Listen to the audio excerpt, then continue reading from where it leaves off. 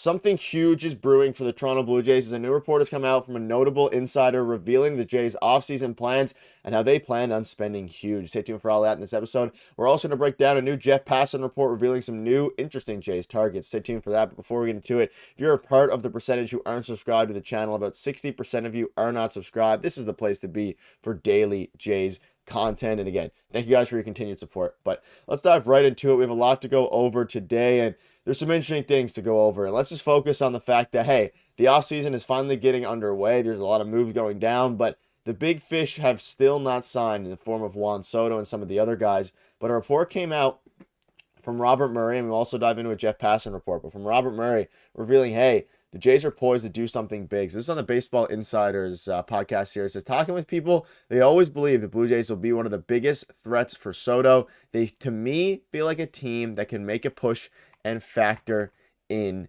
this, which again is very interesting on the Juan Soto front. And we're going to dive into that as well. But Buster Olney on ESPN also came out and had a different piece to say. He said, had a fascinating conversation with an executive, at the GM meeting, who before I have even had a chance to bring up specific teams said, you know who absolutely reeks of desperation? The Blue Jays. They are going to do some big stuff. So there's a couple things to go over here. For one, it's good to hear. Now, obviously, the Juan Soto sweepstakes, whether you choose and are choosing to believe that the Jays are going to be a finalist or not, it's fully up to you. We obviously got kind of, led astray last season with Shohei Ohtani and things like that. So it's totally, up to you if you want to believe the Soto stuff. What is a fact, though, is that the Jays are going to be making a massive push for the outfielder in Juan Soto, and they're going to be doing something big because ultimately there's so many different reporters now. You have Jeff Passan, you have John Heyman, you have Bob Nightingale, you have Buster Olney, and you also, of course, have Robert Murray. So almost every reporter, aside from Ken Rosenthal in the book,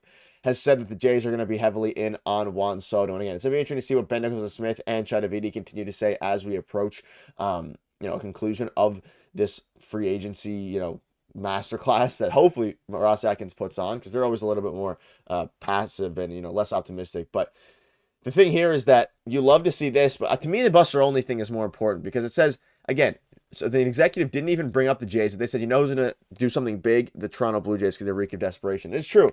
You think about Ross Atkins, you think about Mark Shapiro and how much time they have left with this organization.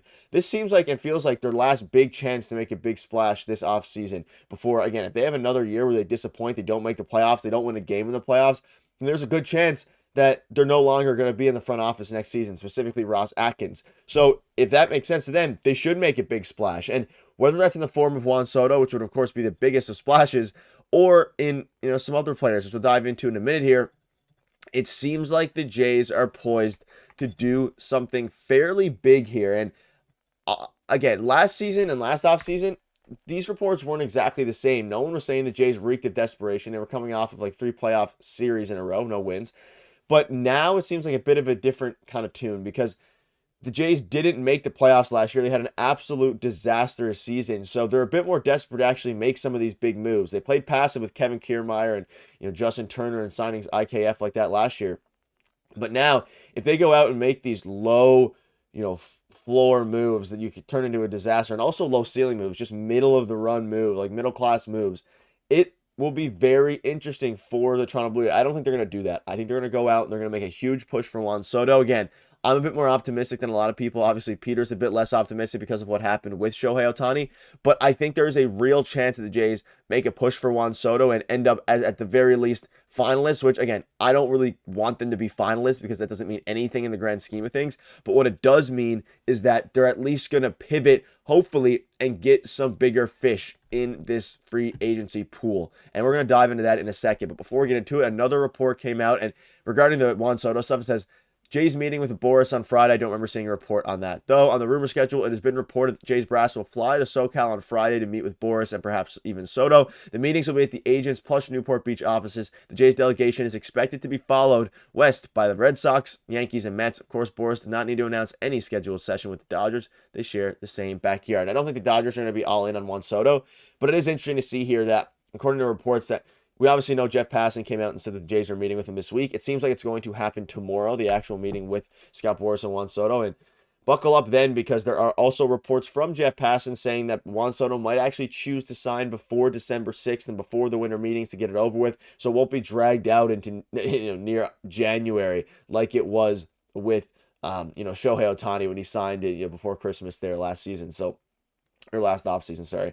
There's a lot of moving pieces here. I think ultimately the Jays make a big move, and it's encouraging to see this. Now, if they end up and they don't make a big move this offseason, I would be confused, because A, they need to significantly upgrade their team. You need to make a push for Juan Soto. And if you can't get Juan Soto, there are some other guys that you can push for that, again, aren't the biggest fish in the sea. However, let's dive into them. So Jeff Passan came out in a recent report and said, basically, if the Jays don't land Juan Soto, they are going to be heavily pursuing some of the stars in free agency. And most notably, and this coincides with what Ben Nicholson-Smith has been reporting, most notably in the form of starting pitching. And he links Corbin Burnes of the Blue Jays. It says the most coveted domestic pitcher warrants his own category too, and even at a high price point, the 30-year-old is drawing significant interest. He could anchor the Giants rotation, or he could add to an already strong quartet of the Blue Jays starters with Kevin Kosman, José Berríos, Chris Bassett, and Bowden Francis, who had a 1.53 ERA in 9 games. So very interesting here. And again, Jeff Passan linked Corbin Burnes and another one, which we'll get into in a minute. But Corbin Burnes is a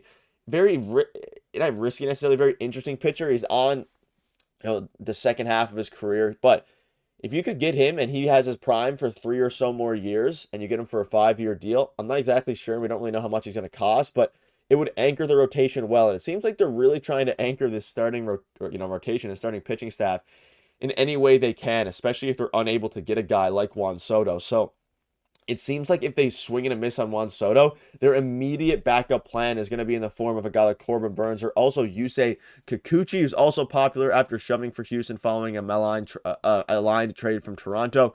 The Astros want him back, and other teams are expected to operate in the mid-tier pitching market. Cubs, Dodgers, Angels, and if they whiff on bigger names, Blue Jays and Orioles could compete for the 33-year-old services. And it's another positive thing. He mentions, and he gives the caveat, if they whiff on bigger names, because the Jays, as we know, are in on players big, and they're seeming to factor into the big, players. So Jeff Passan kind of coincides with that. If they miss in the bigger names, you could go for a guy like Yusei Kikuchi, who I might even prefer compared to Corbin Burnes' number.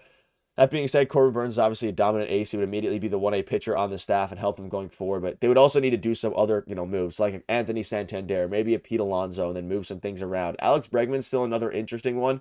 I made a video yesterday on Yamankata, a bunch of different things. But ultimately, it comes down to the fact that the Jays are in big on a lot of players. Jeff Passan's saying, that is true. You have a bunch of other people saying that it's true. And let's hope that the Toronto Blue Jays can make a big move. And again, I'm going to be optimistic on Juan Soto, but if they don't get him, what I'm more interested to see and what's more important for us to see as Jays fans is what the subsequent move is for the team. And if they can have an impressive offseason and go into next season with a brand new squad, that'll leave a lot of Jays fans optimistic. But that'll wrap it up. Let us know down below what your thoughts are on all this, and whether it's the Passan report or the Robert Murray report. Things are heating up, and they're heating up quick.